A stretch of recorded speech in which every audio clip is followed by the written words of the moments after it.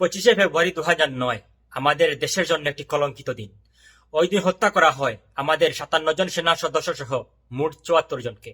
আর ওই দিনই বাংলাদেশ সেনাবাহিনীর মেরুদণ্ড ভেঙে যায়, কারণ এই 57 জন সেনা সদস্য ছিলেন আমাদের দেশের সূর্য সন্তান। কিন্তু তা নিয়ে কখনো শেখ হাসিনাকে আফসোস করতে দেখিনি, প্রতিবাদ করতে দেখিনি।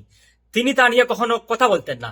কিন্তু কেন কেন সেদিন পিলখানার ভিতর থেকে যখন সেনা সদস্যরা বারবার বলতেছিলেন তাদেরকে সাহায্য করার জন্য, কেন সেদিন সাহায্য করা হলো না? কেন সেদিন শেখ হাসিনা ভিতরে যাওয়ার অনুমতি দেননি পিলখানার বাহিরে দাঁড়িয়ে থাকা 5 শতাধিক সেনাবাহিনীকে?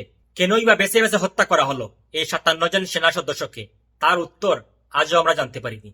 কিন্তু যদি আমরা গত 16 বছরের স্বৈরাচার সরকার শেখ হাসিনার শাসনামল দেখি, তাহলে আমরা বুঝতে পারবো যে এই হত্যাকাণ্ড না হলে শেখ হাসিনা কোনোভাবেই এতদিন অবৈধভাবে ক্ষমতায় থাকতে পারতেন না। আমরা যদি আরো 2024-এর বাংলাদেশ সেনাবাহিনীর আমাদের দেশ ও দেশের মানুষের প্রতি যে ভালোবাসা দেখতে পেয়েছি, তা দেখলে আরো স্পষ্ট বোঝা যায় যে শেখ হাসিনার সবচাইতে বড় শত্রু ছিল বাংলাদেশ সেনাবাহিনী। এই হত্যাকাণ্ডে নিহত হওয়া সেনা সদস্যদের পরিবারের দাবি, এই হত্যাকাণ্ডের পিছনে শেখ হাসিনা এবং ভারতের হাত রয়েছে, কারণ এদের ছাড়া এত বড় হত্যাকাণ্ড ঘটানো সবার পক্ষে সম্ভব না। আমরা চাই এই হত্যাকাণ্ডের পিছনে যারা যারা রয়েছে তাদের প্রত্যেককে আইনের আওতায় আনা হোক এবং তাদেরকে ফাঁসি দেওয়া হোক।